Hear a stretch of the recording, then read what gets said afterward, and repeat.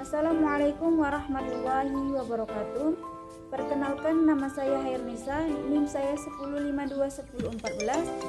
Saya dari kampus Stay Al Furqon. Saya akan mempresentasikan materi saya yang berjudul Stay Al Furqon dengan mata kuliah Ekonomi Internasional yang diampu oleh Ibu Dika Ramadhani MA. Baiklah, langsung saja saya akan menjelaskan materi saya. Yang pertama itu ada pengertian dari pasar valuta asing, di mana valuta asing ini mata uang yang dikeluarkan sebagai alat pembayaran yang sah di negara lain. Nah, sedangkan bursa valuta asing atau disingkat dengan bursa falas yang sering disebut dengan kata lain seperti forex atau PX merupakan suatu jenis perdagangan atau transaksi yang memperdagangkan mata uang suatu negara terhadap mata uang negara lainnya, yang melibatkan pasar-pasar uang utama di dunia selama 24 jam secara berkesinambungan. Nah, kesimpulannya, pasar valuta asing ini dapat didefinisikan sebagai suatu bentuk pasar keuangan di mana mata uang asing ini diperdagangkan atau dipertukarkan satu sama lain. Pasar valuta asing ini adalah suatu mekanisme di mana orang dapat mentransfer daya beli antar negara, memperoleh menjadikan kredit untuk transaksi perdagangan internasional, dan meminimalkan kemungkinan resiko kerugian akibat terjadinya fluktuasi kurs suatu mata uang negara.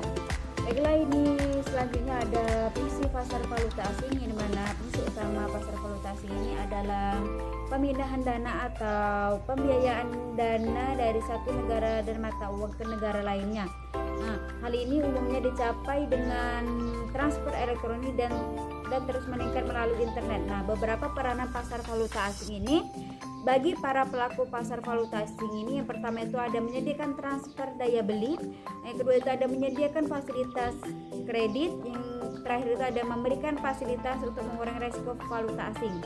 Baiklah, selanjutnya ada struktur pasar valuta asing, yang dimana merupakan perkembangan dari satu fungsi utama uang bank komersial yang untuk membantu nasabah dalam melaksanakan perdagangan internasional. Nah, misalnya contoh seorang nasabah korporat yang ingin mengimpor barang dari luar negeri akan memerlukan sumber valuta asing apabila impor ditagih dalam mata uang negara eksportir. Nah, eksportir mungkin memerlukan cara untuk menjual valuta asing apabila pembayaran atau ekspornya tersebut ditagih dan diterima dalam mata uang negara importir. Nah, membantu transaksi valuta asing jenis ini merupakan salah satu jasa yang diberikan bank komersial bagi nasabahnya dan salah satu layanan yang diharapkan nasabah dari bank. Selanjutnya ada mekanisme pasar valuta asing, yang dimana bisa diartikan sebagai suatu tempat sistem di mana perorangan, perusahaan, dan bank dapat melakukan transaksi keuangan internasional dengan jalan melakukan pembelian atau permintaan dan penjualan atau penawaran. Nah, misalnya ada seorang importer A di Jakarta ingin mengimpor barang di Inward seharga USD $10. Karena pembayaran harus dilakukan dalam USD, maka importer A di Jakarta harus datang ke bank devisa seperti Bank BNI, datang ke Bank BNI untuk membeli atau meminta USD dengan menjual atau menawarkan rupiah. Baiklah, ini ada 3 prinsip pokok dalam bursa falas. Yang pertama itu ada kurs jual dan beli selalu dilihat dari sisi atau pihak bank atau money charger atau pedagang falas.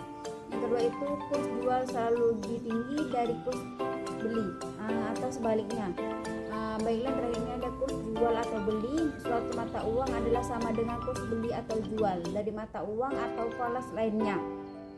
Dengan kata lain, kurs jual atau beli USD adalah sama dengan kurs jual atau kurs beli IDR. Baiklah, tadilah penjelasan dari saya. Materi berjudul pasar valuta asing. Apabila banyak kesalahan atau salah kata, saya meminta maaf. Pada Allah saya memohon ampun. Saya akhiri. Wassalamualaikum warahmatullahi wabarakatuh.